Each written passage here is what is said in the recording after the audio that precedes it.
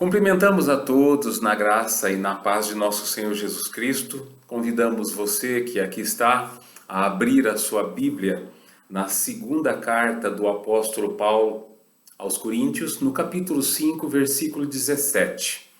Eu gostaria de sintetizar a mensagem ministrada na igreja para que aquelas pessoas que não puderam estar conosco, não puderam estar no culto presencial, aquelas pessoas que estão também distantes, possam ser alimentadas com essa porção da palavra do Senhor. Louvado seja o nome do Senhor pela sua palavra. 2 Coríntios, capítulo 5, versículo 17, assim diz a palavra do Senhor. Portanto, se alguém está em Cristo, é nova pessoa. As coisas antigas já passaram, eis que surgiram coisas novas. Permaneça com a sua Bíblia aberta. Quando nós olhamos para as declarações da palavra de Deus, quando olhamos para o que Deus já fez por nós e o que Ele deseja fazer através de nós, ou seja, nos usar como instrumentos da sua vontade, nós ficamos maravilhados. Porque os anjos desejaram a tarefa de anunciar o Evangelho, mas o Senhor nos comissionou esse privilégio. O Senhor nos concedeu a graça desse privilégio de anunciar a mensagem da salvação, a mensagem mais poderosa que existe. Talvez você não saiba, mas nós somos o povo de Deus, o povo mais poderoso da face da terra, porque nós temos a palavra de Deus, conforme Romanos 1:16, o apóstolo Paulo assim nos informa, inspirado pelo Espírito Santo de Deus, que o Evangelho é o poder de Deus para a salvação de todo aquele que crê. E também nós detemos a oração, que nos conforma à vontade de Deus primeiramente e muda tudo. Muda toda a situação. Somos o povo da oração, somos o povo da palavra. E por isso, o apóstolo Paulo afirmou, inspirado pelo Espírito Santo de Deus, não me envergonho do Evangelho, porque é o poder de Deus para a salvação de todo aquele que crê. Por que é que nós ficamos maravilhados com o que Deus já fez por nós em Cristo? Porque a nossa situação sem Deus era terrível.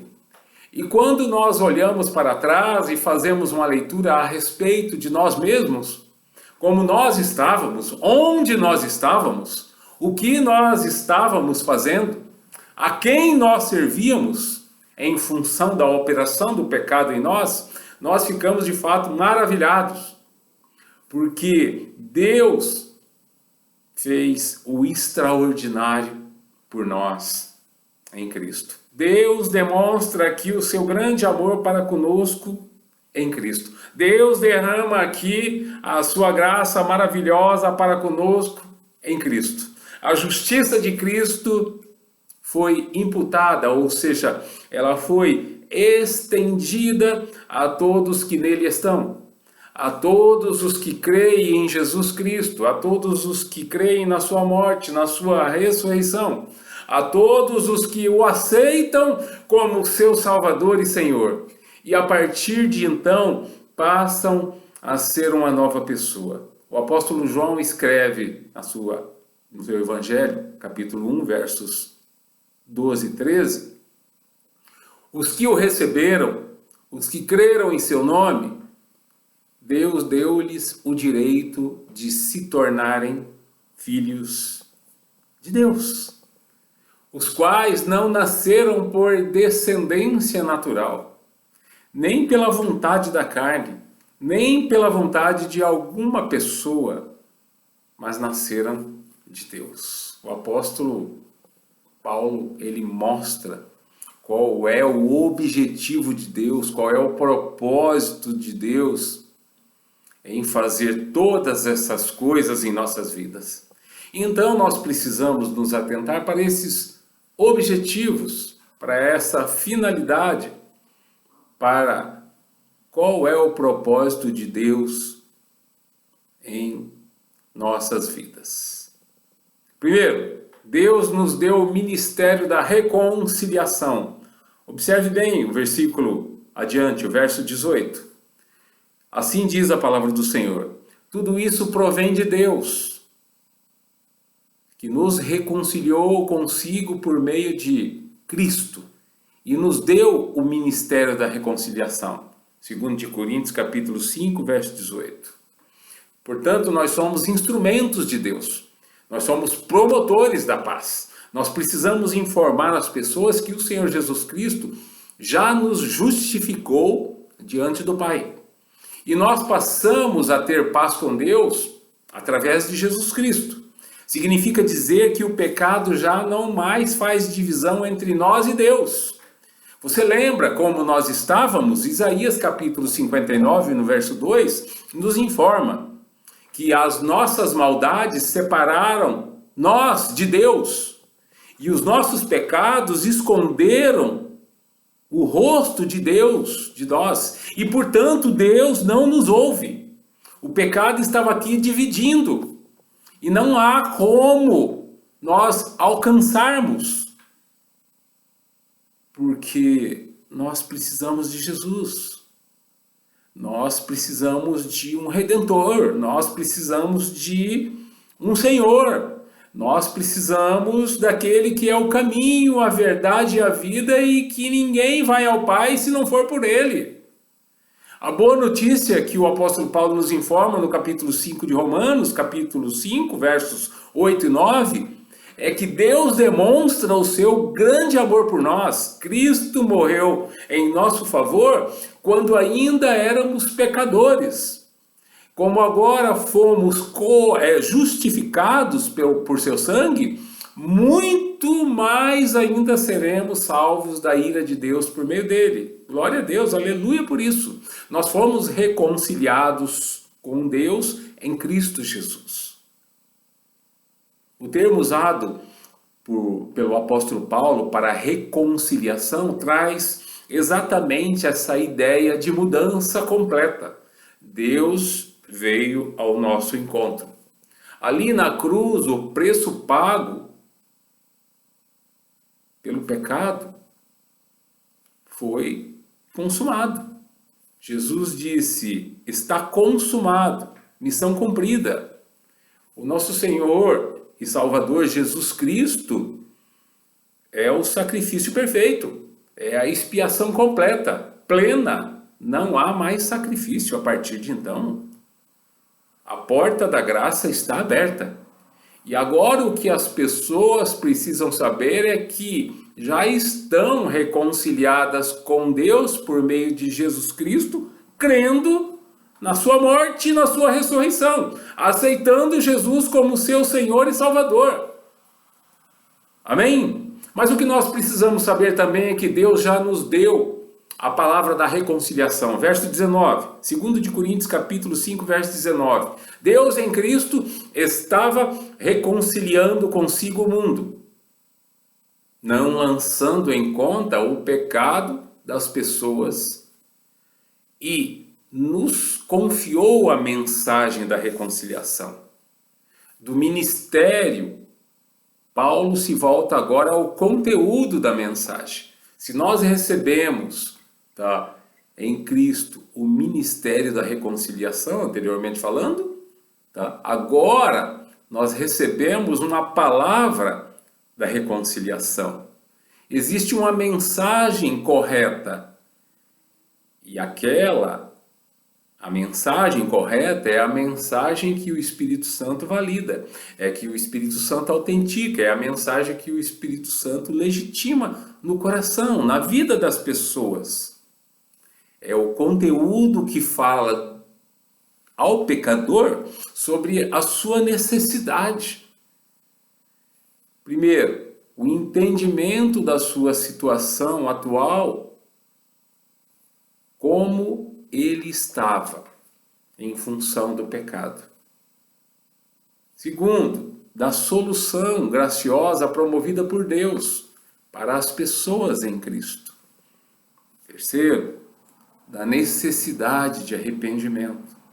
Quarto, da necessidade de crer e confessar a Cristo como Salvador e Senhor de suas vidas. Esta palavra é aquela que transcende o tempo.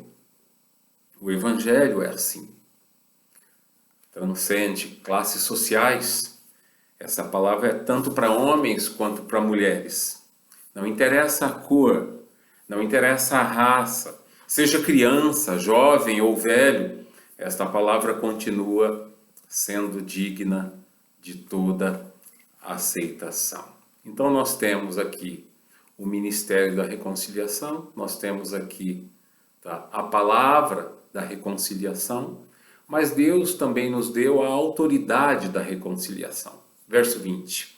2 de Coríntios, capítulo 5, verso 20, assim nos informa a palavra do Senhor. Portanto, somos embaixadores de Cristo, como se Deus estivesse fazendo o seu apelo por nosso intermédio.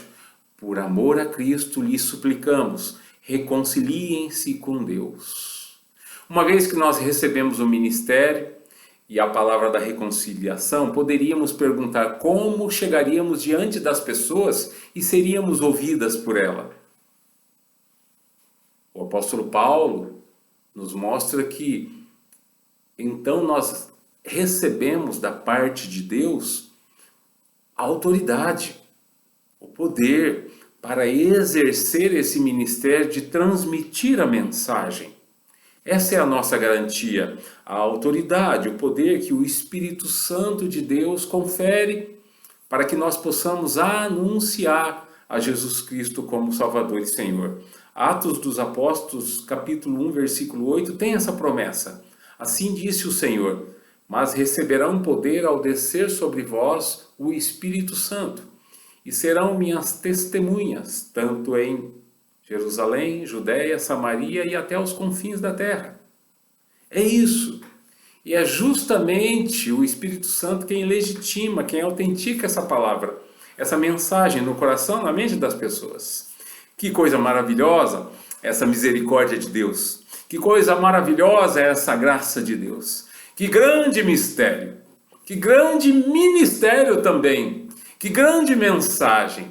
Que grande autoridade. Que grande privilégio. Eu gosto muito de Filipenses capítulo 1, versículo 29, que assim afirma: pois a vocês foi dado o privilégio de não apenas crer em Cristo, mas também de sofrer por Ele. Você já se reconciliou com Deus em nome de Jesus? Se você ainda não o fez, eis agora o tempo da oportunidade, o tempo favorável, o dia da salvação.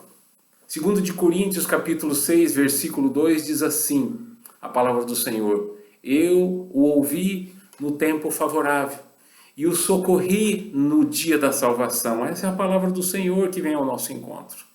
Que ouve-nos no tempo favorável, que nos socorre no dia da salvação. E assim termina dizendo: digo-lhes que agora é o tempo favorável.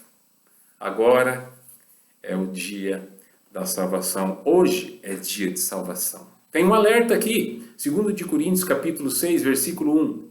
Somos de Cristo.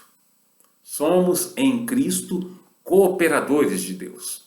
E insistimos com vocês para não receberem em vão a graça de Deus. Reconciliem-se com Deus hoje. Hoje é dia de salvação. Pense nisso. Reconcilie-se com Deus. Essa é a nossa oração, esse é o nosso desejo, essa é a nossa vontade. Em o nome de Jesus, nós oramos pela sua vida agora, neste momento. Amém? Recebam a bênção. Que a graça, a maravilhosa graça, o amor de Deus, a comunhão e as consolações do Espírito Santo de Deus seja sobre a sua vida, não somente hoje, mas sempre. Em o nome de Jesus nós oramos. Amém. Deus os abençoe. Uma excelente semana. Abraços.